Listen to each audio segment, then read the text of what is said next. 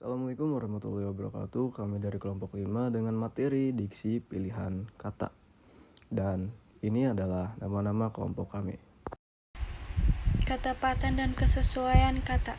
Diksi merupakan ketepatan dalam memilih kata.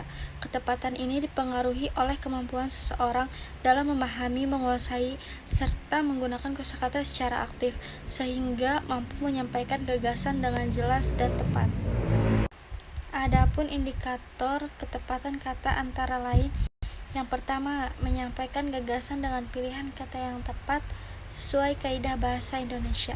Yang kedua, menghasilkan komunikasi yang paling efektif tanpa menimbulkan kesalahpahaman atau makna ganda. Yang ketiga, memberikan respon dari pembaca atau pendengar sesuai dengan harapan penulis atau pembaca. Dan yang terakhir, mencapai tujuan komunikasi yang diinginkan. Syarat-syarat ketepatan pilihan kata. Yang pertama, mampu membedakan makna denotatif dan konotatif secara tepat. Yang kedua, mampu membedakan kata-kata yang hampir bersinonim, seperti adalah, ialah, yaitu, merupakan, karena penggunaannya memiliki perbedaan. Yang ketiga, mampu membedakan kata yang mirip secara ejaan, seperti inferensi atau kesimpulan, dan interferensi atau saling memengaruhi, serta syarat penuh dan syarat ketentuan. Yang keempat, menafsirkan makna kata secara subjektif. Yang kelima, penggunaan imbuhan asing harus dipahami dengan benar.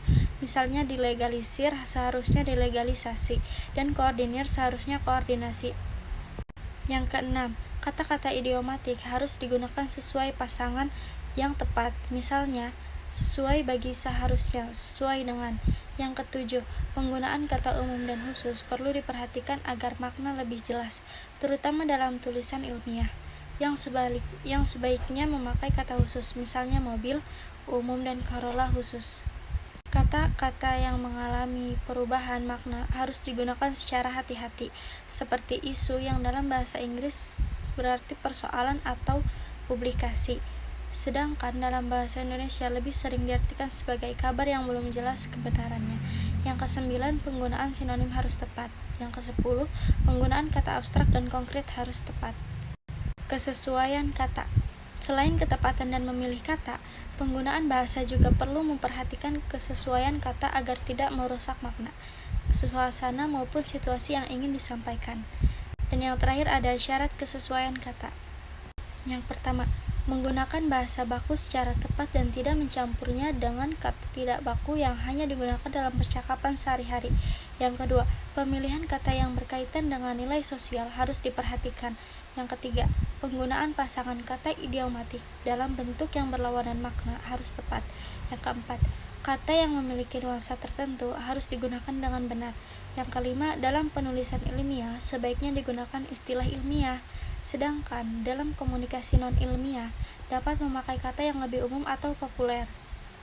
Ketepatan kata berkaitan dengan kejelasan konsep, logika, dan gagasan yang disampaikan dalam tulisan, sehingga menghasilkan makna yang pasti. Sementara itu, kesesuaian kata berhubungan dengan kecocokan antara perasaan, emosi, atau kondisi psikologis antara penulis dan pembaca maupun pembicara dengan pendengar. Sebelumnya perkenalkan, saya Nesa Cynthia.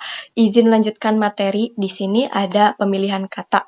Pemilihan kata yang tepat dalam menyampaikan gagasan ilmiah menunjukkan tingkat penguasaan seseorang terhadap beberapa hal berikut. Yang pertama, kemampuan berbahasa yang baik dan tinggi. Menurut saya, pemilihan kata menunjukkan kemampuan seseorang dalam menggunakan bahasa dengan baik, sehingga gagasan yang disampaikan lebih jelas dan mudah difahami. Lalu, pemahaman yang luas terhadap bidang ilmu itu bahwa orang yang memahami materi dengan baik akan lebih mudah memilih istilah yang tepat sesuai topik yang dibahas. Yang ketiga, adapun konsistensi penggunaan sudut pandang dan istilah. Penggunaan istilah yang konsisten penting agar pembaca tidak bingung dan tidak terjadi kesalahpahaman dalam memahami isi tulisan.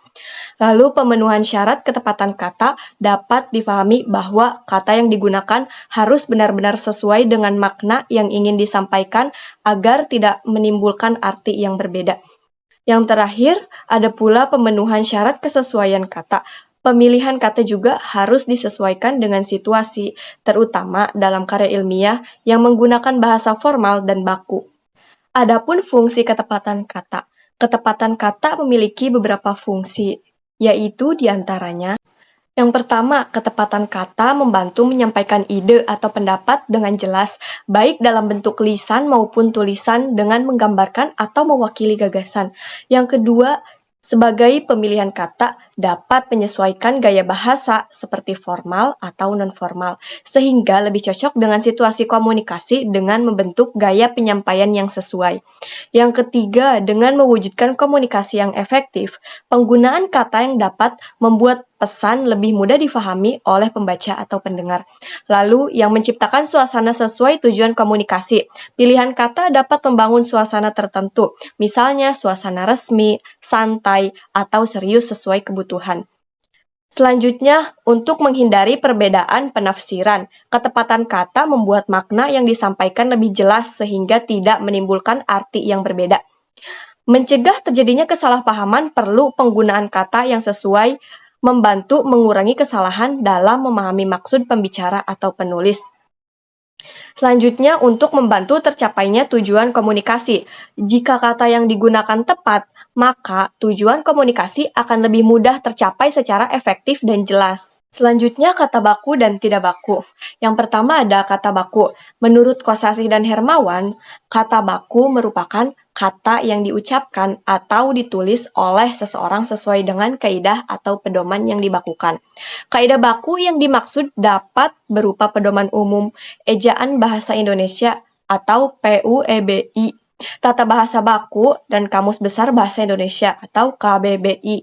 Kata baku biasanya sering digunakan dalam kalimat resmi atau ragam bahasa standar, baik itu melalui lisan ataupun tulisan. Kata baku mempunyai beberapa karakteristik. Yang pertama, digunakan dalam situasi resmi. Baik secara lisan juga tulisan, kata baku digunakan dalam situasi resmi seperti surat dinas, karya ilmiah, dan laporan penelitian agar bahasa terdengar lebih sopan dan profesional.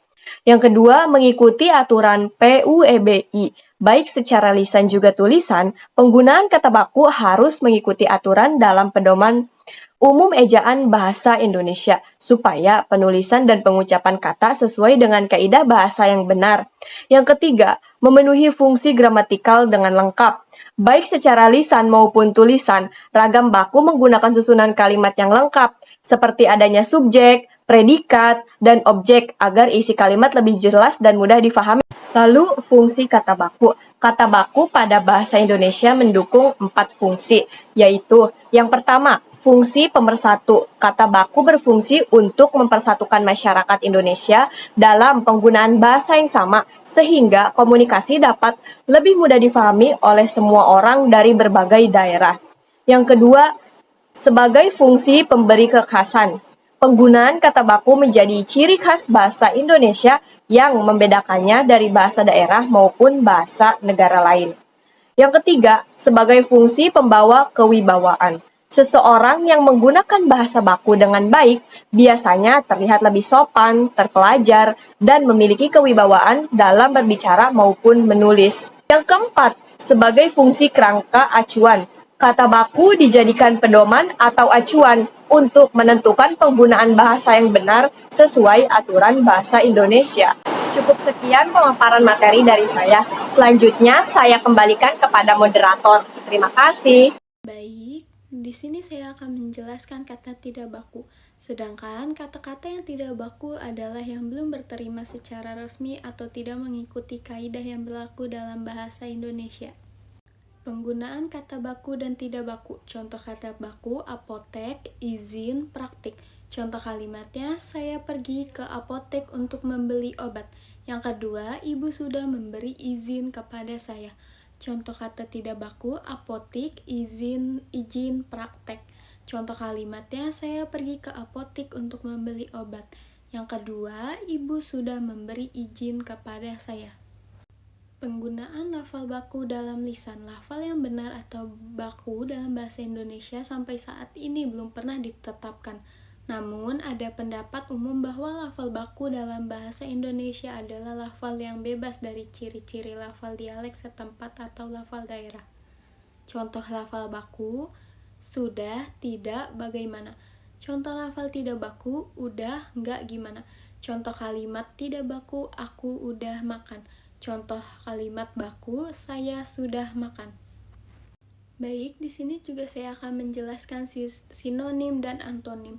Sinonim menurut Kamus Besar Bahasa Indonesia KBBI, sinonim adalah bentuk bahasa yang maknanya mirip atau sama dengan bentuk bahasa lain. Ada dua jenis sinonim, diantaranya yang pertama, sinonim persis. Sinonim jenis ini sering pula disebut sinonim mutlak atau sinonim absolut. Sinonim persis adalah kata-kata yang memiliki makna sama dan dapat saling menggantikan dalam berbagai konteks kalimat. Contohnya, bisa, dapat, ahli, pakar. Perhatikan kalimat-kalimat berikut. Semua orang bisa mengikuti lomba itu, semua orang dapat mengikuti lomba itu. Tidak semua ahli memiliki pandangan yang sama, tidak semua pakar memiliki pandangan yang sama. Yang kedua, sinonim mirip. Sinonim mirip adalah kata-kata yang memiliki makna mirip dan dapat saling menggantikan dalam konteks kalimat tertentu. Jadi, tidak semua kalimat yang memuat kata tersebut dapat digantikan oleh kata lainnya yang bermakna mirip tersebut. Contohnya, bagus, baik. Contoh yang berikut, cerpen yang inspiratif tersebut sangat bagus untuk dibaca oleh pelajar. Cerpen yang inspiratif tersebut sangat baik untuk dibaca oleh pelajar. Pada kedua kalimat tersebut, kata bagus dan baik bisa saling menggantikan tanpa mengubah makna. Baik, ayah, aku akan mengingat nasihatmu. Bagus, ayah, aku akan mengingat nasihatmu. Baik, di sini saya akan menjelaskan mengenai antonim. Antonim menurut Kamus Besar Bahasa Indonesia atau KBBI adalah kata yang berlawanan makna dengan kata lain. Jadi, antonim ini merupakan kebalikan dari sinonim. Contohnya yaitu ada rendah, kebalikannya dari tinggi. Panjang, kebalikannya dari pendek. Ahli, kebalikannya dari awam. Selanjutnya saya akan menjelaskan mengenai makna denotasi atau denotatif. Menurut Arifin, tahun 2010, makna denotasi adalah makna yang bersifat jelas dan sesuai dengan realitas yang sebenarnya. Makna ini menggambarkan sesuatu secara apa adanya, tanpa dipengaruhi oleh penafsiran tambahan maupun unsur perasaan tertentu. Sementara itu, menurut Cher dari tahun 2009 menegaskan bahwa makna denotatif yang juga dikenal sebagai makna denotasional, konseptual, atau kognitif pada dasarnya merupakan makna referensial. Nah ini biasanya dipengaruhi melalui pengamatan langsung menggunakan panca indera seperti melihat, mencium, mendengar, merasakan, atau melalui pengalaman nyata lainnya. Nah, di sini ada contoh kalimatnya. Yang pertama yaitu ibu membeli air mineral di toko. Nah, kata air mineral ini dalam kalimat tersebut bermakna denotatif, yaitu air minum dalam kemasan yang dapat dikonsumsi langsung oleh manusia. Yaitu ada contoh keduanya, ayah memperbaiki meja yang rusak di ruang tamu. Nah, di kata meja ini bermakna denotatif sebagai perabot rumah tangga yang memiliki permukaan datar untuk meletakkan barang. Selanjutnya, di sini saya akan menjelaskan mengenai konotatif atau konotasi. Menurut Ferdinand de Saussure tahun 2017 menjelaskan bahwa makna konotatif adalah konsep atau pengertian yang terkandung dalam suatu tanda bahasa. Dengan kata lain, suatu kalimat hanya dapat dipahami maknanya jika dilihat dalam konteks wacana atau situasi yang melatar belakangnya. Makna konotatif merujuk pada arti yang timbul dari asosiasi, simbol, atau perasaan yang melekat pada kata frasa maupun simbol tertentu. Makna ini bersifat subjektif karena sangat dipengaruhi oleh konteks, pengalaman pribadi, serta cara seorang menafsirkan sesuatu. Nah, di sini ada contoh kalimatnya, yaitu yang pertama, dia adalah tangan kanan kepala perusahaan. Yang dimana kata tangan kanan ini. Nah, di sini ada contoh kalimatnya nih. Yang pertama ada dia adalah tangan kanan kepala perusahaan. Nah, kata tangan kanan ini bermakna konotatif, yaitu orang kepercayaan atau pembantu utama seseorang. Lalu ada contoh keduanya, anak itu memang kutu buku di kelasnya. Di kata kutu buku ini bermakna konotatif, yaitu seseorang yang sangat rajin membaca dan belajar. Baik, izin saya Royhan, izin melanjutkan terkait materi dengan judul istilah dalam karya ilmiah. Karya ilmiah merupakan salah satu bentuk tulisan yang disusun berdasarkan kaidah keilmuan, menggunakan metode tertentu maupun analisis secara sistematis dan dapat dipertanggungjawabkan. Dalam istilah karya ilmiah ini terdapat judul. Judul merupakan representasi yang sangat singkat dari keseluruhan isi karya ilmiah. Kemudian ada abstrak, yaitu ringkasan singkat dari keseluruhan isi karya ilmiah yang mencakup latar belakang, kemudian juga ada tujuan, ada metode, hasil, dan kesimpulan. Abstrak juga berfungsi memberikan gambaran umum kepada pembaca sebelum membaca keseluruhan isi daripada karya ilmiah. Nah, ada latar belakang. Latar belakang ini merupakan bagian yang menjelaskan alasan mengapa penelitian dilakukan. Dalam bagian ini, penulis menguraikan fenomena, masalah, atau kesenjangan yang terjadi. Yang kemudian ada rumusan masalah yang menimbulkan pertanyaan-pertanyaan yang nanti akan dijawab melalui penelitian tersebut. Karena pada dasarnya rumusan masalah harus dirumuskan secara jelas, spesifik, dan sesuai dengan tujuan penelitian.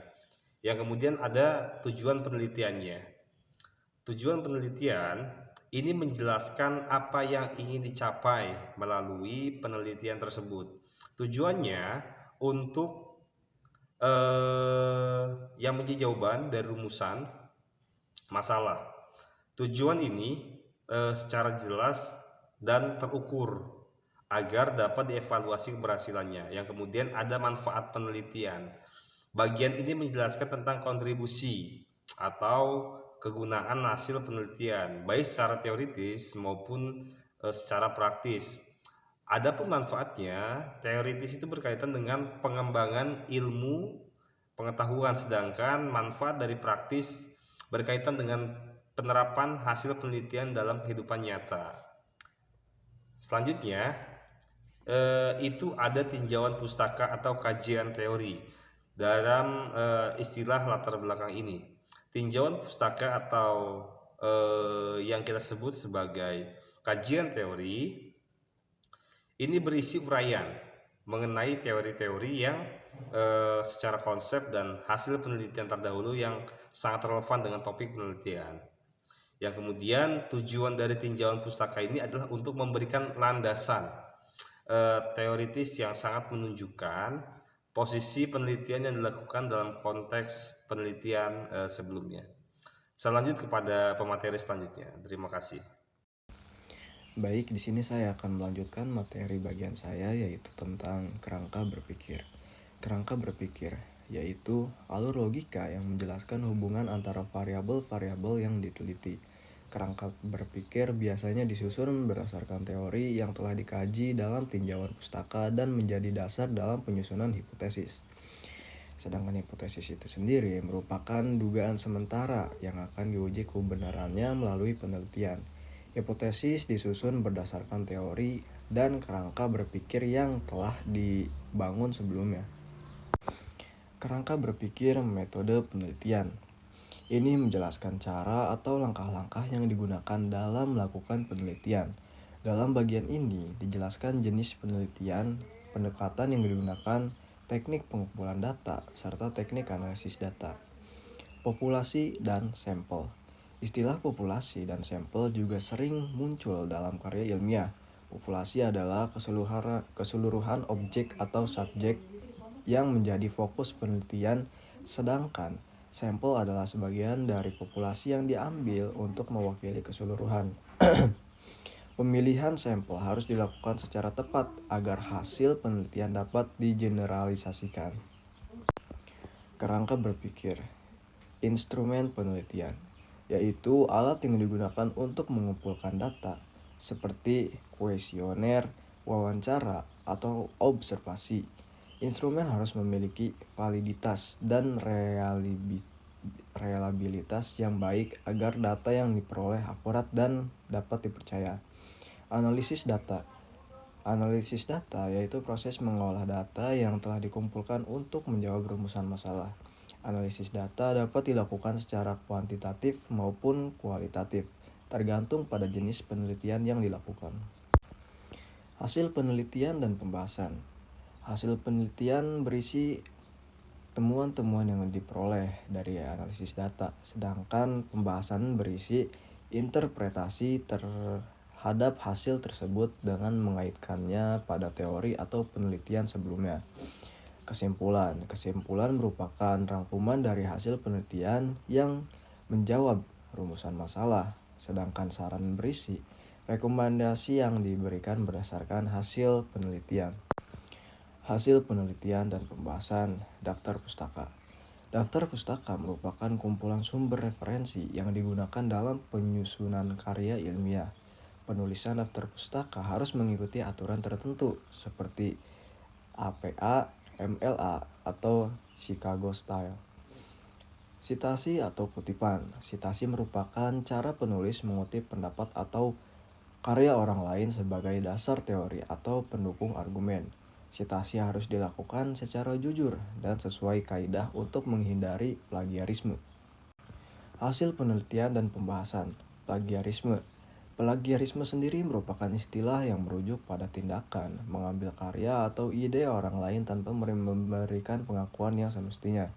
Dalam dunia akademik, plagiarisme merupakan pelanggaran serius yang dapat merusak integritas ilmiah. Secara keseluruhan, istilah-istilah dalam karya ilmiah memiliki peran yang sangat penting dalam menjaga sistematika, kejelasan, serta kualitas tulisan ilmiah. Pemahaman yang baik terhadap istilah-istilah tersebut akan membantu penulis dalam menyusun karya ilmiah yang baik dan benar, serta memudahkan pembaca dalam memahami isi tulisan. Nah, jadi kesimpulan dari materi yang telah kami sampaikan adalah diksi atau pemilihan kata merupakan fondasi utama dalam menciptakan komunikasi yang efektif dan profesional. Penguasaan terhadap kesesuaian kata, penggunaan bahasa baku, serta pemahaman terhadap istilah-istilah ilmiah sangat diperlukan untuk menjamin kejelasan sebuah tulisan dengan memprioritaskan makna denotatif dibandingkan konotatif. Seorang penulis dapat memastikan bahwa pesan yang disampaikan tetap objektif dan sesuai dengan kaidah penulisan ilmiah yang berlaku.